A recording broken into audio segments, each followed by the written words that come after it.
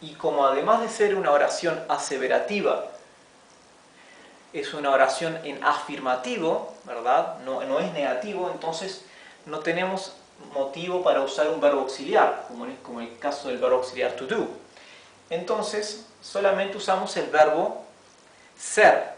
Es demasiado amargo, ¿verdad? Entonces, primero el sujeto, después el verbo.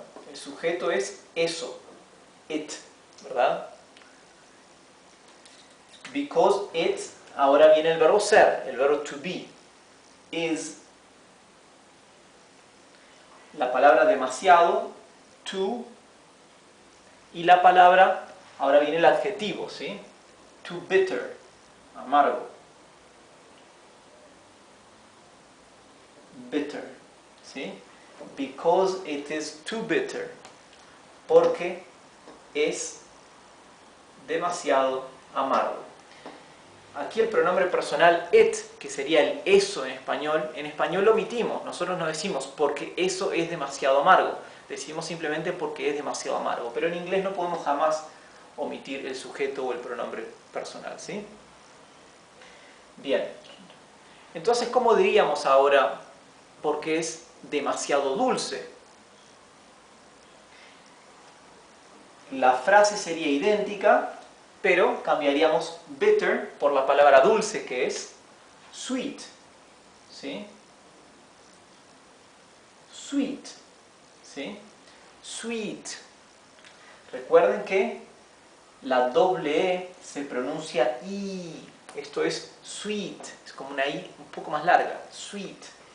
Aquí, la doble T hace que la I se pronuncie cortita. La doble consonante hace que la vocal que está antes adquiera su pronunciación corta. Esto se pronuncia entonces bitter. Si en lugar de dos T tuviéramos una sola T, sería biter, biter. Pero en cambio es bitter, ¿sí? Sweet con doble E. Si en lugar de doble E pusiéramos una A, sería sweat, que significa transpiración o sudor, ¿verdad? No tiene nada que ver con sweet. En lugar de sweet podríamos decir salado, porque es demasiado salado. En ese caso diríamos because it is too salty. Salty, ¿sí? Salty, salado. O porque es demasiado agrio o ácido. Diríamos too sour. Sour. Fíjense que en inglés cuando tenemos una combinación de la vocal O con la vocal U, el sonido que adquiere es AU, AU. Por lo tanto, esta palabra S-O-U-R o S-O-U-R se pronuncia sour, sour. También podríamos decir es muy desabrido o muy soso, ¿verdad? Muy soso. ¿Cuál es la palabra para soso o desabrido? Es esta, too bland, bland. Y la palabra bland es lo que llamamos un false friend con el español, o un false cognate. Bland. ¿Por qué? Porque a primera vista parecería que esto significase blando. Pero la palabra en inglés para blando es soft. Soft. La palabra bland no significa blando, significa soso o insulso. Así que, because it is too bland, significa porque es demasiado insulso. ¿Bien? O podría ser too spicy. Spicy. Spicy es picante. Spicy viene de la palabra spice, que significa especias. Por ejemplo, spices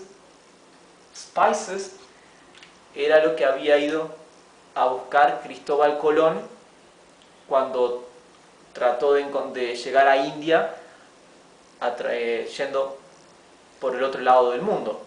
él iba a buscar spices, que son especias. Y spicy es picante, ¿sí? También se utiliza para decir excesivamente condimentado, pero también principalmente se utiliza para decir picante, ¿sí? Otra palabra para picante es hot. Hot. Sin embargo, hot casi siempre se utiliza con la connotación de caliente, algo que está demasiado caliente, ¿sí? Bien. Ahora podemos también decir, podríamos decir, because it is too, podemos decir, en lugar de decir porque está demasiado dulce o salado o amargo, porque está pasado, ¿sí? No podrido, pero está pasado. ¿Cómo diríamos? La palabra para decir pasado sería foul.